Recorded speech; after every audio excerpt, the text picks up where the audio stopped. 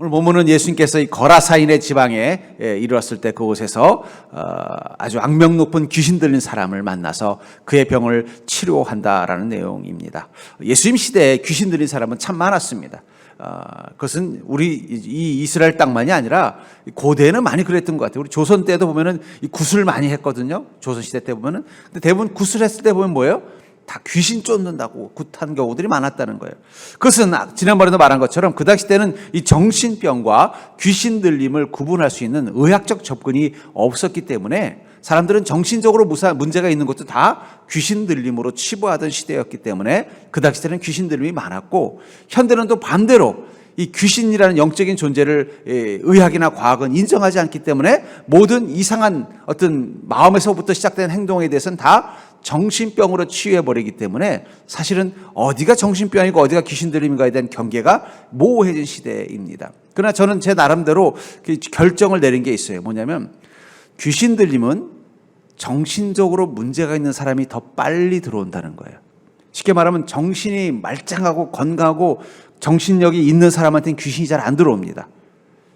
마음이 무너진 사람, 마음이 병든 사람, 마음속에 깊은 상처가 있는 사람에게 귀신이 더 잘 들어와요. 그러니까 어디까지가 정신병이냐, 어디까지가 귀신 들림이냐, 이걸 구분 짓는 것보다 정신병이 있으면 귀신 들리기 쉽다라는 거예요. 또 귀신이 들어오면 어떻게 돼요?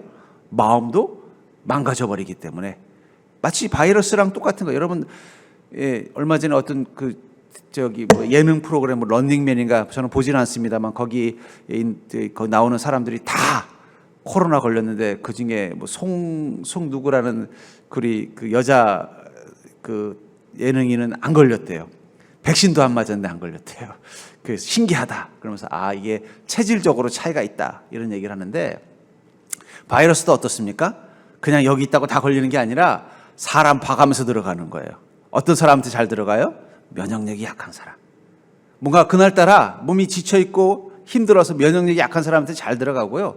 면역력이 센 사람은요, 아무리 있어도 안 들어오는 것입니다. 마찬가지라는 거예요. 또 반대로 바이러스가 들어오면 어떻게 돼요? 또 몸이 또 막 열이 나고 면역력이 떨어지니까 막 병이 걸리고 심각해지기도 한다는 거예요. 그러니까 서로 상호적인 것입니다.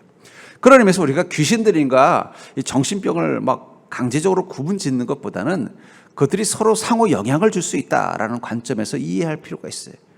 그런 관점에서 봤을 때 오늘 이 귀신 들린 이 사람은 단순한 귀신이 들린 것도 있지만 정신적인 어떤 깊은 상처를 받은 사람일 확률이 높습니다.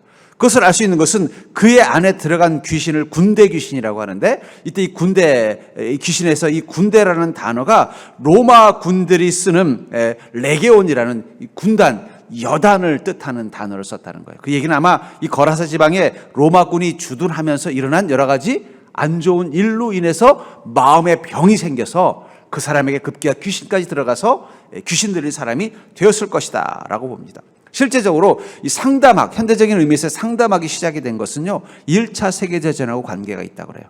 한 유명한 의사가 1차 세계대전의 군의관으로 복무를 하고 있었는데, 병사들의 병을 다 치료해 줬는데도 몸에 이상한 증상이 나타나기 시작한다는 거예요. 그리고 병을 치료해 줬는데도 뭔가 계속 마음의 병이 생기더라는 거예요. 그래서 이게 몸만 치료해서 부상만 치료한다고 해서 이게 회복이 되는 게 아니구나. 그 전쟁 후유증이 있었던 거예요.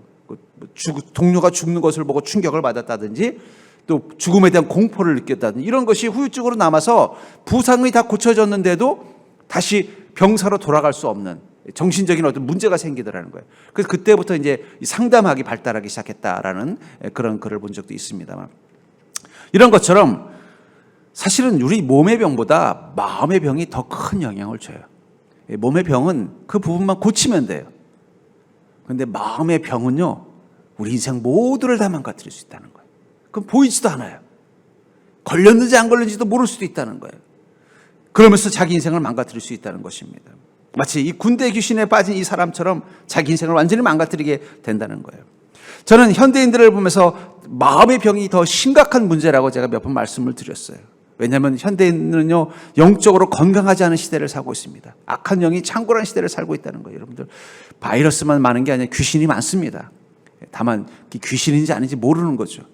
우리 몸에 들어온 게 코로나인지 감기인지 그냥 가벼운 몸살인지 모르고 걸리는 사람들이 많은 것처럼 세상은요 지금 이 악한 영들이 막 창궐하고 있는 그런 시대를 우리가 살고 있는데 우리는 코로나만 두려워하지 악한 영에 대한 공포심은 없단 말이에요.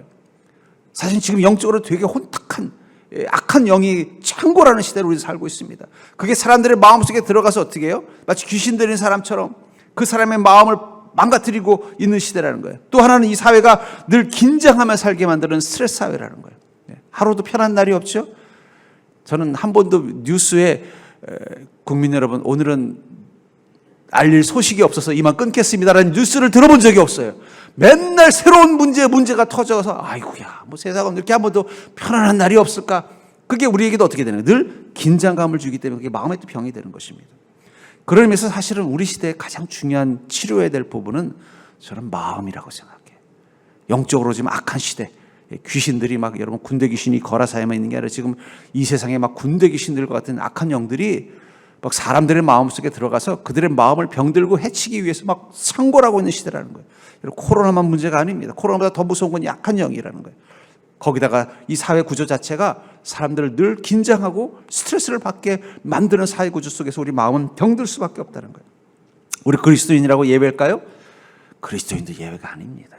우리 그리스도인도 성령님이 그 안에 있어도 악한 영이 계속해서 우리 마음의 방어막을 뚫고 들어와서 우리로 하여금 병든 자 되게 만들려고 계속 공격하고 있고 우리가 샘 속에서도 계속 우리가 스트레스를 받고 있다는 거예요. 그렇다면 그리스도인이 반드시 마음의 병을 치료해야 되는 이유가 뭘까요? 예수님께서 이 귀신 들린 사람 또 그 귀신 들림으로 인해서이든 아니면 마음의 병으로 인해서 귀신 들림이 있던 마음의 병과 귀신 들림이 같이 있었다고 보여지는 이 사람의 병을 치료하신 주님의 은혜를 통해서 왜 우리 그리스도인들이 마음의 병을 찾아내고 그것을 치료해야 되는지 그것에 대해서 여러분들이 답을 얻고 점점 사람들의 마음이 병들어가는 이 시대에 여러분들이 건강한 마음을 가지고 살아가는 건강한 영혼을 가지고 살아가는 지혜롭고 복된 자가 되기를 주의 이름으로 축복합니다.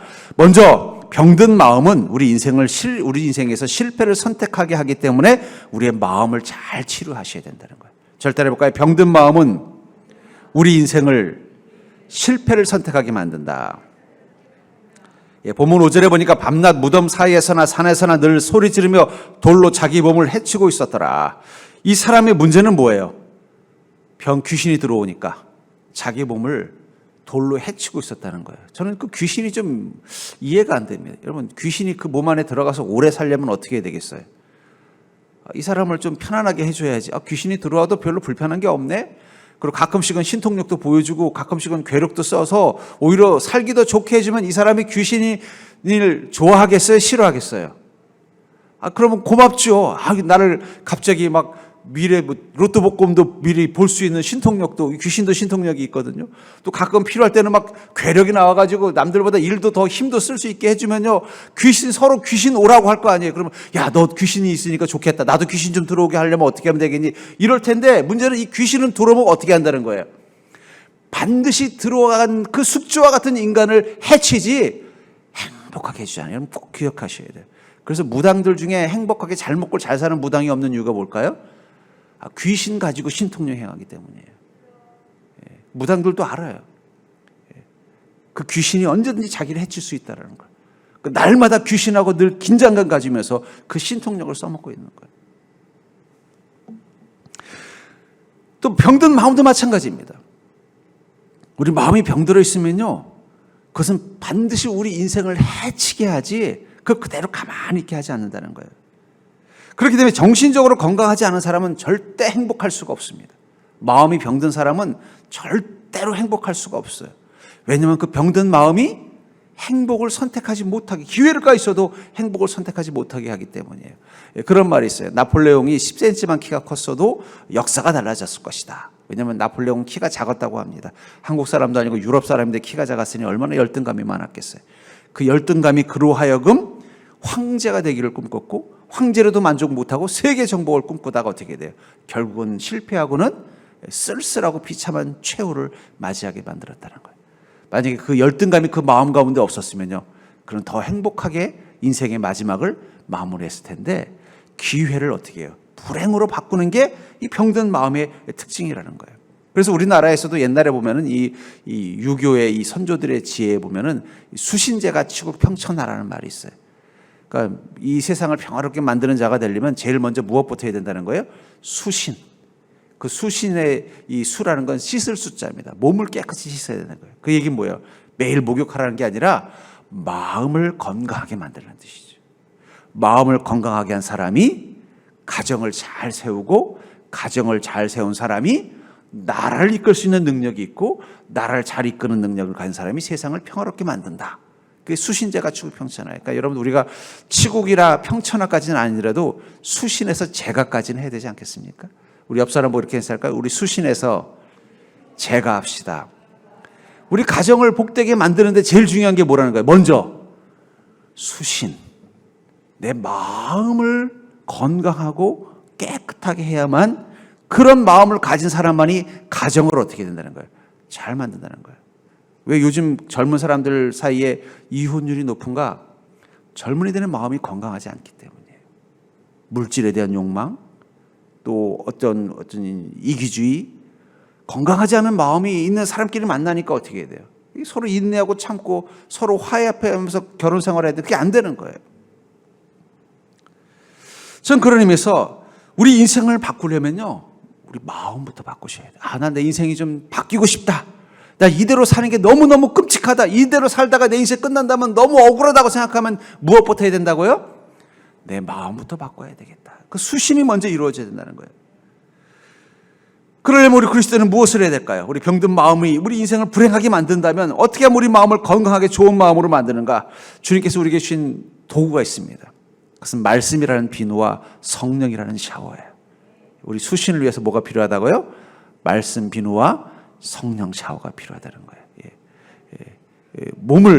육신의 몸을 깨끗하게 하는 데는 뭐 알뜰한 비누랑 뭐 수도꼭지에서 나오는 샤워, 따뜻한 온수물이면 되지만, 우리 영혼을 깨끗하게 하는 수신을 위해서는요, 말씀이라는 비누와 성령 샤워가 있어야 된다는 거예요.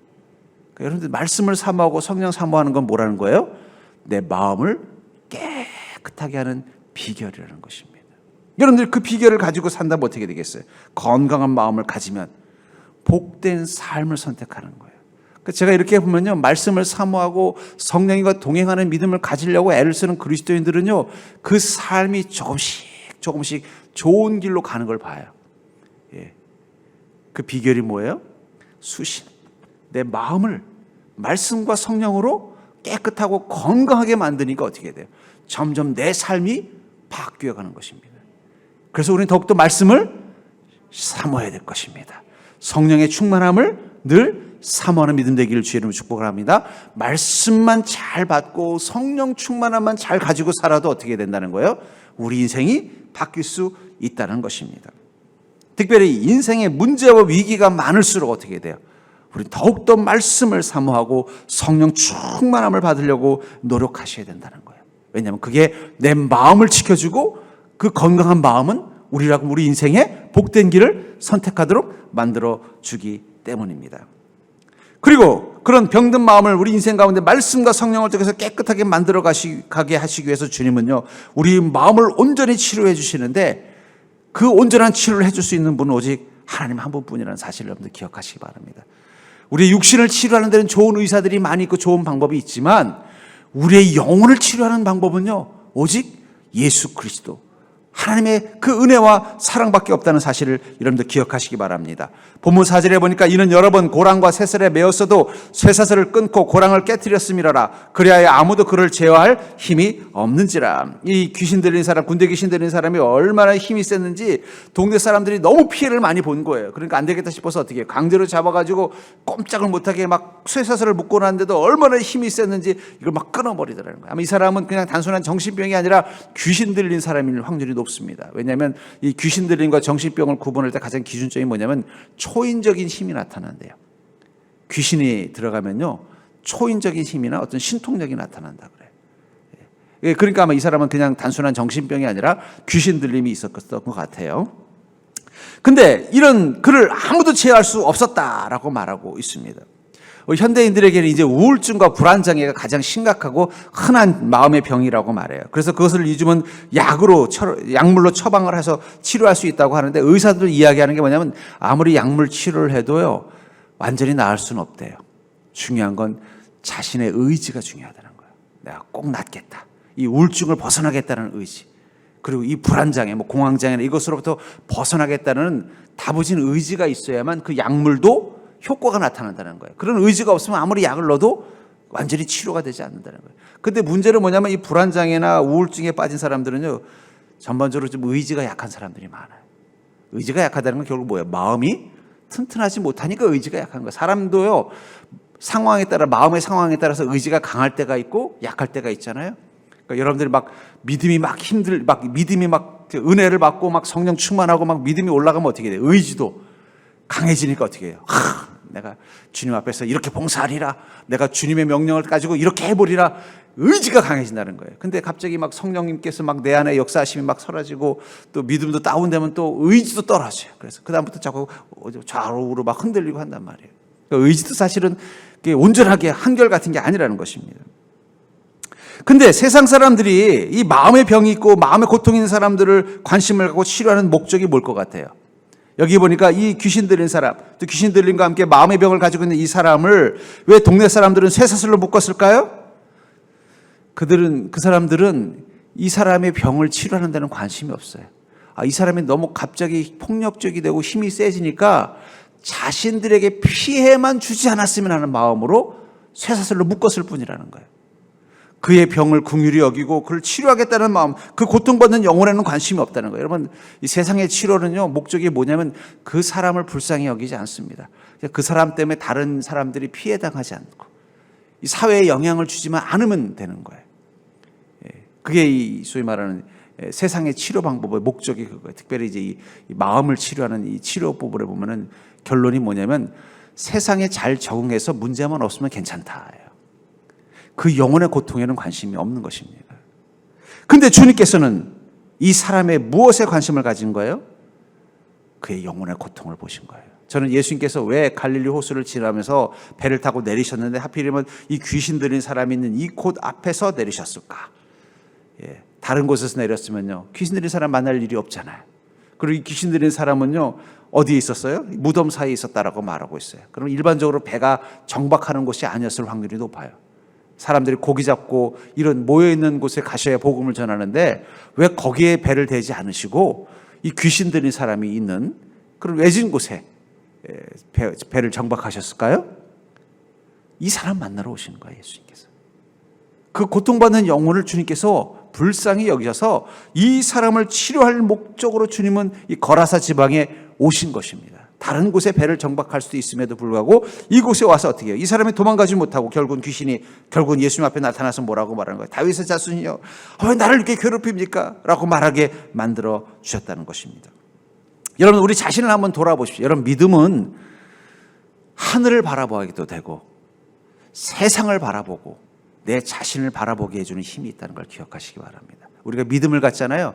그러면 우리의 영적인 눈이 떠져서 하나님의 나라가 보이기 시작합니다. 또 세상이 영적으로 보이기 시작하는 거예요. 세상이 지금 어떤 곳인지 보여요. 그리고 마지막으로 자기 내면을 보는 힘이 믿음이 주는 힘이라는 거예요. 내면 속에서 무엇을 보는 것입니까? 우리의 죄와 우리의 아픔과 우리의 어리석음, 우리의 연약함을 보게 된다는 거예요. 그러니까 믿음이 올라가면 올라갈수록 우리는 저 천국이 더 선명히 보이게 되고요, 믿음이 올라가면 올라갈수록 우리가 사는 이 세상이 어떤 곳인지가 분명하게 보이게 돼요. 그리고 믿음이 올라가면 올라갈수록 내 안에 있는 죄와 아픔과 어리석음들이 보이기 시작한다는 거예요. 그러니까 여러분, 믿음의 눈을 가지고 하늘만 보지 마시고 믿음의 눈을 가지고 인생만 보지 마시고 여러분들 내면도 볼 수 있는 자가 되기를 주의 이름으로 축원합니다. 그러니까 믿음의 눈은 이 세 가지를 다 볼 수 있는 힘이 있어요. 근데 특별히 우리는 우리 내면을 보는 그 믿음의 눈을 가지고 우리 내면을 볼 필요가 있어요. 왜냐하면 아까도 말한 것처럼 내 마음이 치료되지 않으면요, 우리 인생을 바꿀 수 없기 때문이에요. 마음이 건강해지고 마음이 행복해지고 마음이 평안해져야만 우리 인생을 복된 것으로 바꿀 수 있기 때문입니다. 그리고 주님께서도 수많은 병자들을 치료할 때 보면은 귀신 들린 자와 각종 병든 자라고 해서 아마 주님께서도 마음이 병든 자, 영혼이 병든 자들에게 더 많은 관심을 가지셨던 것 같아요. 그러니까 이 거라사 지방에 오셔서도 어떻게 해요? 이 귀신 들린 사람을 먼저 만나기 위해서 그가 숨어있는 곳에 배를 정박하신 것입니다. 그렇다면 주님께서 여러분들의 인생에 오셔서도 제일 먼저 만나서 치료하고 싶어 하시는 부분은 무엇일까요? 우리의 병든 마음, 우리의 병든 영혼을 먼저 치료하기를 원하신다는 것입니다. 이사야서 19장 22절에 보면 여호와께서 애굽을 치실지라도 치시고는 고치실 것이므로 그들이 여호와께로 돌아올 것이라. 여호와께서 그들의 간구함을 들으시고 그들을 고쳐주시리라. 이것을 공동 번역에서는 여호와께서 이집트를 향하여 매를 드시더라도 그 뜻은 치시는 데 있지 아니하고 고쳐주는 데 있다. 그러므로 그들이 야훼께 돌아오면 그 간구를 들어주시고 고쳐주실 것이다. 이 애굽의 이방인들에게도 주님께서 10번의 재앙을 내리셨잖아요. 근데 그게 뭐라는 거예요? 그것은 그들을 벌하는 게 목적이 아니라 그들이 자신의 죄를 깨닫고 하나님의 은혜를 구해서 고침받게 하는 데 목적이 있다는 거예요. 하나님께서 이 이방인들, 이 하나님의 백성들을 괴롭혔던 바로와 그 애굽의 사람들을 10가지 재앙으로 심판하실 때도 목적은 그들을 혼내는 게 아니라 그들을 고쳐주고 싶어 하셨다는 거예요. 그래서 어떻게 했다니까? 그들이 여호와께 돌아오면 그 간구를 들어주시고 고쳐주실 것이다. 이 이집트에 있는 사람들의 병은 무엇이었습니까? 영혼의 병이죠. 하나님을 믿지 못하는 그 완악함, 주님의 일을 방해하는 그 악함, 그 영혼의 병을 주님은 고쳐주시기를 원하셔서 그들에게 그 육신의 10가지 재앙을 허락하신 것입니다. 그들이 만약에 그것을 통해 자신을 돌아보면서 우리 안에 이 죄가 이런 현실, 내 육신의 이 10가지 재앙을 경험하게 만들었구나 하는 걸 깨달았다면 어떻게 했다는 거예요? 주님께서 돌아오면 그들을 들어주시고 고쳐주시겠다고 말씀하고 있다는 거예요. 그러므로 사랑하는 성도님들, 우리 믿음의 눈을 가지고 우리 안을 보는 믿음 가셔야 돼요.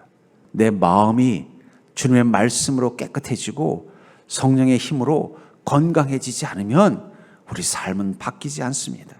주님께서 우리를 만나 주실 때도 제일 먼저 우리 마음에 병든 것들, 우리 마음에 악한 것들을 치료하기를 원하고 계신다는 거예요. 그래서 그것을 우리가 돌아보고 주님 앞에 그것을 가져오고 내 마음을 치료해달라고 요청하게 되면요, 그때 주님께서 우리의 마음을 먼저 치료하기를 원하신다는 거예요. 그러니까 여러분들, 우리 믿음은요, 요청하는 믿음을 가져야 됩니다. 무엇을 요청하는 거예요? 우리의 아픔, 우리의 죄, 우리의 연약함을 주님 앞에 고백하는, 우리 마음속에 있는 이 악한 것들을 고백하는 믿음을 가지셔야 된다는 거예요. 나는 아무 문제 없습니다. 나는 잘 살고 있습니다. 나의 믿음은 괜찮습니다. 자신의 의를 검증하는 믿음이 돼서는 안 된다는 거예요. 바리새인들은 주님 만나도 한 번도 자신의 죄를 고백하는 자를 본 적이 없어요. 자신들이 얼마나 의이고 얼마나 주님의 말씀을 잘 지키고 있는지만 주님 앞에 보이려고 애를 썼다는 거예요. 주님은 그런 그들에겐 관심이 없었던 거예요. 자신이 죄인인 걸 고백하는 자, 자신의 아픔을 고백하는 자, 자신의 병든 마음을 주님께 가지고 오는 자를 주님은 바라보시고 그들을 치료해 주셨다는 거예요. 그러니까 여러분들, 우리가 주님 앞에 서면요, 우리 믿음의 눈을 들어서 자꾸 자기 내면을 먼저 보세요. 주님, 내 마음속에 이런 어리석음이 있습니다. 이런 못남이 있습니다. 이런 연약함이 있습니다. 이런 악함이 있습니다. 주님, 이것들을 주님 치료하여 주시옵소서. 우리가 눈물로 주님 앞에 기도하자는 거예요. 저는 오늘 이 금요 예배가 여러분들의 마음속에 아직도 치료되지 않은 그 마음의 병들, 여러분의 마음속에 아직도 남아있는 그 죄악들, 어리석은 생각들, 그 연약함들을 주님께 내어놓는 시간이 될 수 있기를 주의 이름으로 축원합니다. 결국은 우리 마음의 치료라는 게 뭘까요? 그렇다면 우리가 정말 우리 마음을 치료받아, 우리의 영혼을 치료받아야 된다고 하는데, 우리 마음을 치료한다는 게 구체적으로 무엇이냐는 거예요. 저는 이렇게 말하고 싶어요. 마음을 치료한다는 것은 내 안에 부정적인 것들을 제거하는 것입니다. 마음을 치료한다는 것은 내 안에 부정적인 것을 제거하는 것이라는 거예요. 본문 7절과 8절을 보시면, 큰 소리로 부르짖어 이르되 지극히 높으신 하나님의 아들 예수여, 나와 당신이 무슨 상관이 있나이까? 원하건대 하나님 앞에 맹세하고 나를 괴롭히지 마옵소서 하니, 이는 예수께서 이미 그에게 이르시기를 더러운 귀신아 그 사람에게서 나오라 하셨습니다. 주님께서는 그 사람에게서 무엇이 나오라고 명령하고 있어요? 더러운 귀신아. 여러분, 우리 안에는 더러운 귀신과 같은 것이 있습니다. 그 더러운 귀신이 만들어낸 우리 마음속에 찌꺼기 같은 것들이 있다는 거예요. 그것들이 다 제거되어야만 우리는 회복이 되는 것입니다. 주님께서는 그렇기 위해서 9절에서 이렇게 말하죠. 그 더러운 귀신에 대해서 내 이름이 무엇이냐? 이르되 내 이름은 군대니 우리가 많음이니이다. 이 귀신 들린 사람에게 주님께서 뭐라고 말하는, 너의 이름이 뭐냐라고 했더니 그 귀신들이 뭐라고 말한다는 거예요? 내 이름은 군대입니다. 이 군대라는 말이 이 헬라어로 레게온이라는 단어를 쓰는데, 레기온, 레게온 이런 단어를 쓰는데, 이 말은 로마의 군단을 표시하는 표시라고 말했어요. 아마도 분명히 이 사람은 그 지역에 로마 군대가 쳐들어오면서 주둔하면서 어떤 군인들에 의해서 폭력적인 일을 겪었거나 아니면 전쟁 속에서 마음에 큰 상처를 받은 그런 마음이 있었을 것입니다. 어쩌면 그 전쟁 중에서 그런 분노와 절망과 두려움을 겪었을지도 모르겠어요. 그게 어떻게 된 거예요? 마음속에 계속 남아있는 거예요. 우리가 살면서 어려운 일 겪을 때는 두려움도 생기고 억울한 일 당할 때는 분노도 생기고 또 힘든 일을 또 뭔가 혼자 감당해야 될 때는 슬프고 외로운 마음도 생깁니다. 그러나 그 마음이 생겼다가 다시 없어지기 때문에 우리는 건강한 거예요. 전혀 그런 마음이 없는 사람이 건강한 사람이 아니에요. 그런 마음이 왜 안 생기겠어요? 우리 삶이 완벽하지 않은데 힘든 일을 겪으면 외롭기도 하고 어려운 일을 겪으면요 분하기도 하고 또 정말 또 억울한 일을 당하면은요 막 분노도 생기고 그건 정상적인 것입니다. 근데 그러다가도 어떻게 되는 거예요? 그걸 또 탁 털어버리고 다시 마음의 평안을 가지고 또 마음속에 또 기쁨도 가지고 내 삶에 대한 소망도 가지고 또 내 인생에 대한 어떤 열정도 회복하고 이렇게 살기 때문에 건강한 거예요. 근데 상처가 낫지 않으면 흉터가 됩니다. 그러면 그것은 사라지지 않아요. 상처를 잘 치료하면은요, 그건 괜찮은 거예요. 근데 상처가 잘 치료되지 않으면 흉터가 남죠. 그런 것처럼 우리 마음속에도 흉터라는 게 있어요. 그게 뭐냐면 부정적인 생각이에요. 우리가 자꾸 상처를 받으면요 마음속에 부정적인 생각이 흉터가 돼서 그게 나의 가치관과 신념이 되는 거예요. 그래서 뭐든지 부정적이 되고 비판적이 되고 공격적이 되고 의심하고 불신하는 마음들이 내 마음을 지배하게 되는 거예요. 그럼 그때부터 그 인생은 어떻게 돼요? 행복을 잃어버릴 수밖에 없다는 거예요. 사람들은 나를 좋아하는데 나는 여전히 외로운 거예요. 사람들이 내게 관심을 갖는데 그 사람들이 내게 관심을 갖는 이유가 뭔가 나를 이용해 먹을 것 같고 나를 속여 먹을 것 같고 저러다가 또 나를 버릴 것 같은 두려움이 생기는 거예요. 그럼 어떻게 되겠어요? 그러면 못 만나는 거예요. 외로워지는 거예요. 피해 다니는 거예요. 그 다 원인이 뭐라는 거예요? 내 안에 흉터가 되어버린 상처가 있다는 거예요. 그러니까 부정적인 생각은요, 우리가 과거에 어떤 일로 인해서 내 안에 생겼던 그 상처가 흉터가 되는 것입니다. 그래서 그게 내 마음속에서 완전히 내가 돼버린 거예요. 그래서 뭘 보든지 삐딱하게 보고 뭘 보더라도 부정적인 얘기를 하고. 어떤 분은요, 만나면 누군가를 흉을 봐야만 마음이 편안한 사람이 있어요. 우리 교회는 없는 것 같은데 제가 전에 섬기던 교회에 있더라고요. 이분은 그냥 제가 처음에는 이분은 이렇게 주변에 왜 이렇게 이 사람을 힘들게 하는 사람이 많은가 했더니 가만히 봤더니 그게 아니라 그분은 그래야 마음이 편해요. 막 만나면 난 이번에 또 누구를 만났는데 그 사람은 좀 너무 부정적인 거예요. 그 사람은 뭐가 인 거예요? 분명히 과거에 그런 일을 겪었을 거예요. 근데 그 상처가 이제 뭐가 된 거예요? 흉터가 되다 보니까 이제는 그런 사람들을 제가 주변에서 봐야만 그게 당연한 거예요. 자기도 모르게 어떻게 된 거야. 내 주변에는 나를 다 힘들게 하고 억울하게 하는 사람만 있다라는 병든 신념 가지고 사니까 좋은 사람을 만나도 어떤 마음이 들겠어요? 저 사람은 또 나를 어떻게 속여 먹으려나. 그럼 그 상대방이 그걸 알까요? 모를까요? 저 사람은 나를 좀 이상하게 보는데 뭐 내가 싫으면 어쩔 수 없지. 난 저 사람 마음에 들어서 와서 가까이 친해지려고 했는데 그만둬야 되겠네. 그리고 떠나가 버리는 거예요. 그러니까 좋은 사람 잃어버리는 거예요. 그러면 좋은 사람은 다 없어지고 나쁜 사람만 남으니까 어떻게 돼요? 그 사람은 그 사람은 참 운이 나쁜 사람이구나. 어떻게 주변에 사기꾼들만. 사실은 좋은 사람이 있었는데 문제는 그 사람이 그런 좋은 사람을 받아들이지 못하는 병든 마음이 있다 보니까 그런 사람은 다 떨어지고 그걸 전문 용어로 악화가 양화를 구축한다라는 그런 전문 용어가 있습니다만 나쁜 사람들만 남는 거예요. 그리고 그런 사람들이 있어야 그래 마음이 놓이는 거예요. 그래 내 인생이 그렇지. 그걸 우리 전문 용어로 팔자 타령이라고 하는 거예요. 나는 왜 이렇게 지질이 복이 없게 만든 건 자기 자신이라는 걸 생각하지 못한다는 거예요. 그래서 어떻게 되는 거예요? 내 안에 부정적인 걸 제거해야만 치료가 일어나는 것입니다.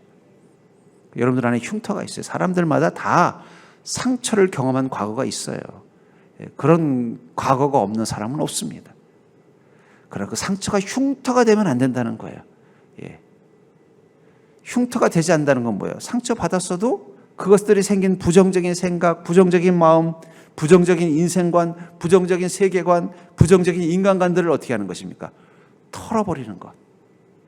그래서 우리가 하나님 말씀을 자꾸 들으면 마음속으로 어떻게 하냐, 아이고 말씀대로 어떻게 살아, 세상이 어떤 곳인데. 그게 결국은 뭐예요? 내 안에 있는 부정적인 생각과 하나님의 말씀이 충돌이라는 거예요. 하나님이 이 땅의 주인이라고 말하는데 내 눈에 보이는 건 뭐예요? 권세 잡은 사람들이 주인처럼 보이는 거예요. 세상에는 그래도 이 선한 자들이 있다고 말하는데 내 주변에는 보면 다 사기꾼 도둑놈들만 있는 것처럼 보이는 거예요. 말씀대로 사는 게 축복이라고 말하지만 내 주변은 다 뭐예요? 말씀하고 거꾸로 살아야 잘 사는 사람들만 보이니까 우리는 늘 마음에 충돌이 일어나는 거예요. 근데 아니에요, 여러분들. 아닙니다. 저도 늘 정말 그런가? 하고 제가 소위 말하는 사람들의 인생을 이렇게 연구해 보면요, 분명히 세상에는 선한 사람들이 잘 되게 돼 있습니다. 예.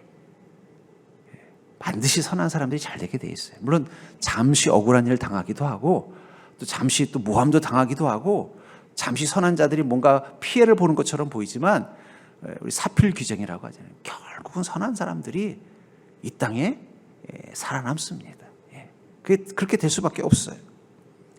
마찬가지라는 것입니다. 그렇기 때문에 여러분들, 우리가 복된 삶을 살기 위해서는요, 우리 안에 부정적인 것들을 제거하십시오. 창세기 4장 14절부터 16절에 보면은 이 가인이 아벨을 죽이고 나서 하나님께 그 사실이 들통났어요. 하나님께서 그 사실을 알고 그를 꾸짖자 가인이 이렇게 말합니다. 주께서 오늘 이 지면에서 나를 쫓아내시온즉 내가 주의 낯을 배웁지 못하리니 내가 땅에서 피하며 유리하는 자가 될지라 물은 나를 만나는 자마다 나를 죽이겠나이다. 이 가인이 이제 자기의 한 행위가 들켜났으니까 이제 난 죽었습니다. 그때 하나님이 이렇게 말합니다. 그에게 이르시되 그렇지 아니하다. 가인을 죽이는 자는 벌을 7배나 받으리라 하시고 가인에게 표를 주사 그를 만나는 모든 사람에게서 죽임을 면하게 하시니라. 하나님께서 그래, 내가 너를 용서하니까 너에게 표를 주겠다. 이제 이 표를 받으면 사람들이 너를 해치지 않을 것이다. 그 말을 들었으면, 그 말을 하나님의 말씀을 믿었으면 가인이 어떻게 했어야 됐겠어요? 사람들 앞에서 그냥 겸손하게, 비록 자신이 죄를 지었지만 그냥 예전처럼 잘 살면 돼요. 과거의 과오를 잘 반성하면서 바르게 살면 돼요. 근데 그 다음 문장에 뭐라고 말하고 있어요? 가인이 여호와 앞을 떠나서. 하나님께서 그렇게 말씀하셨는데도 못 믿는 거예요. 하나님이 표를 주셨어도 난 믿을 수가 없어. 하나님도 나를 용서했다고 하지만 난 믿을 수가 없어. 왜 이런 일이 났을까요? 가인의 마음속에 이미 흉터가 된 부정적인 생각, 신념이 있다는 거예요. 그게 어디서부터 왔을까요? 아담의 선악과. 아담이 선악과 먹을 때 어떤 생각을 가졌어요? 하나님이 나를 속이고 계신다. 하나님을 믿을 수 없어. 이 선악과를 먹으면 나도 하나님과 같이 될까 봐 하나님이 못 먹게 하시려고 나한테 거짓말하신 거야. 그 생각이 가인에게까지 선악과를 통해서 어떻게 된 것입니까? 유전된 거죠. 그러니까 하나님이 직접 와서 아니다. 네가 한 행위는 너무 악하지만 내가 용서하겠다. 그리고 너에게 그 용서의 표를 줄 테니까 이제는 과거의 잘못을 회개하고 다시는 그 죄를 저지르지 않도록 아벨의 목까지 선하게 살아라 했는데도 가인은 하나님을 믿을 수가 없었던 거예요. 그리고 어떻게 돼요? 하나님을 떠나서 자기를 해칠 수 있는 그 사람들을 떠나서 어떻게 해요? 사람들이 없는 다른 곳에 가서 도망가서 살게 됐다라고 말하고 있다는 것입니다. 결국 이 모든 이유가 뭐예요? 자기 안에 있는 이 부정적인 것들을 제거하지 않았기 때문이라는 거예요. 여러분들, 우리는 축복을 선택할 수도 있고 불행을 선택할 수도 있는 자들이라는 사실을 기억하시기 바랍니다. 하나님께서 우리에게 주기로 약속하신 것은 축복이에요. 하나님 여러분들을 복되게 하시겠다고 말씀하셨어요. 하나님 여러분들을 형통하게 하겠다고 말씀하셨어요. 하나님께서는 여러분들의 인생을 행복하게 만들어 주겠다고 약속하셨어요. 그것을 위해서 우리에게 주신 게 뭐예요?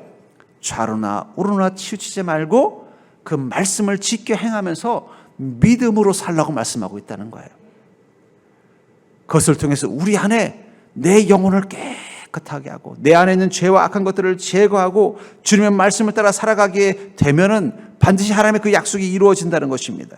근데 중요한 건 뭐냐면 우리가 믿는다고 말하면서도 여전히 내 안에서 말씀을 통해서 믿음을 통해서 내 안에 있는 이 죄와 악한 생각들을 제거하지 못하는 게 사실은 우리가 주님의 축복을 잃어버리게 되는 거예요. 여러분, 백설공주가 왕비의 독사과를 먹고 죽었을 때, 죽어서 장례를 치를 때 비로소 왕자님을 만나게 됐어요. 미리 만났으면 그런 불행한 일이 없었을 텐데 하필이면 백설공주가 그 독사과를 먹고 죽어서 난쟁이들이 장례식 치를 때 왕자님이 나타나서 어떻게 한 거예요? 이렇게 아름다운 여인을 이제야 만나다니 안타까워하고 있었어요. 그때 어떤 일이 났어요? 그만 그 관을 떨어뜨리다가 그 백설공주의 목구멍에 걸려 있었던 독사과가 어떻게 돼요? 튀어나오니까 다시 살아났잖아요. 살아나서 어떻게 돼요? 왕자님하고 눈이 마주쳐서 사랑에 빠져서 행복하고 잘 살게 됐다고 말하고 있어요. 그럼 자, 이 여기에서 이 불행한 백설공주, 왕비로부터 미움받고 쫓겨나가지고 죽임당할 뻔하다가 난쟁이랑 같이 숨어서 살던 이 불행한 삶을 계속 살던 이 백설공주가 왕자님을 만나서 행복한 인생으로 바뀌는 전환점이 뭐예요? 목구멍에 걸려 있었던 독사과를 토해냈을 때부터라는 거예요. 여러분, 우리 목구멍에도 독사과가 하나씩 있습니다. 그게 부정적인 생각이에요. 악한 마음들이에요. 죄와 욕망이에요. 그게 독사과예요. 그거를 우리 마음속에 품고 있는 한 우리는 왕자님을 만나도 행복해질 수가 없는 거예요. 하나님 축복의 기회라는 왕자님을 만났어도 행복해질 수 없는 거예요. 어떻게 하면 되는 거예요? 그걸 토해내면 되는 거예요. 주님께서 말씀을 통해서 성령의 은혜와 능력을 통해서 우리 인생을 치료하실 때 제일 먼저 하는 게 뭐냐면 내 마음속에 있는 이 독사과를 토해내게 만드는 것입니다. 그러니까 여러분들 이제부터 마음을 다스리십시오. 내 안에 있는, 내 마음속에 있는 악한 생각들, 병든 생각들, 부정적인 생각들부터 제거하십시오. 그것들이 토해내어져야 여러분들의 눈앞에 왕자님이 보이는 거예요. 그것들이 토해내져야 하나님이 여러분들의 인생에 주시려 한 그 축복의 약속들을 경험하는 인생으로 바뀔 수 있다는 것입니다. 그런 의미에서 지금 우리는 어떻게 믿음 생활을 해야 될까요? 내가 주님이 만나려고 했던 이 군대 귀신들은 사람과 같은 존재라는 사실을 깨닫는다면, 주님, 내 안에 이 병든 마음, 병든 생각, 악한 마음, 죄된 마음들이 군대와 같이 가득 있다고 느껴지는 분이 있다면, 내가 주님을 믿는다고 말하지만 내 안에 악한 생각, 병든 생각, 어리석은 생각, 못된 생각들이 가득하고 내가 이 군대 귀신보다 더 많은 그 생각들이 내 안에 들어있다고 생각한다면 여러분들의 인생 가운데 주님이 행해 주실 가장 큰 일은 무엇이어야 될까요? 20절에 보니까 이 군대 귀신 들린 이 사람이 병이 낫고 나서 이렇게 말합니다. 그가 가서 예수께서 자기에게 어떻게 큰 일을 행하셨는지를 대가 멀리에 전하니 모든 사람이 놀랍게 여기더라. 자신의 인생에 가장 큰 일을 주님이 행하셨던 일은 무엇입니까? 자기 안에 있는 귀신을 쫓아내준 것이죠. 자기 안에 있는 악한 것들, 죄된 것들을 자기의 영혼과 마음속에서 쫓아내주신 것을 자기 인생의 가장 큰 일이라고 말하고 있는 것처럼 여러분들의 인생 가운데 주님이 해주실 가장 큰 일을 내 마음을 치료하는 것으로 생각하시면서 한번 주님을 만나보십시오. 주님, 내 인생에 주님이 해주셔야 될 가장 귀하고 큰 일은 내 마음에 병든 생각들, 내 마음속에 악한 생각들, 내 마음속에 어리석은 이 생각들을 주님께서 쫓아내 주시는 것입니다. 주님, 그것을 쫓아내 주옵소서. 내 마음속에 있는 병든 생각들, 악한 생각들, 어리석은 마음들을 주님 쫓아내 주옵소서. 그것들이 내 마음속에서 사라져야 나는 비로소 행복한 인생을 살 수 있습니다. 그러니까 여러분, 우리가 믿음 가지고 제일 먼저 주님 만나서 주님의 은혜를 경험해야 되는 일은요, 육신의 문제를 해결하는 것보다 더 중요한 건 내 마음의 문제를 해결하는 거라는 거예요. 전 여러분들이 그 은혜를 이 시간 이 자리에서 경험하는 자가 되기를 주의 이름으로 축원합니다. 주님이 여러분들을 만나서 제일 먼저 해결해 주고 싶어 하시는 것은 여러분들의 마음의 문제라는 거예요. 여러분들 그것을 해결받고 주님이 주시는 은혜를 누리고 사는 귀한 인생이 되기를 주의 이름으로 간절히 축원합니다.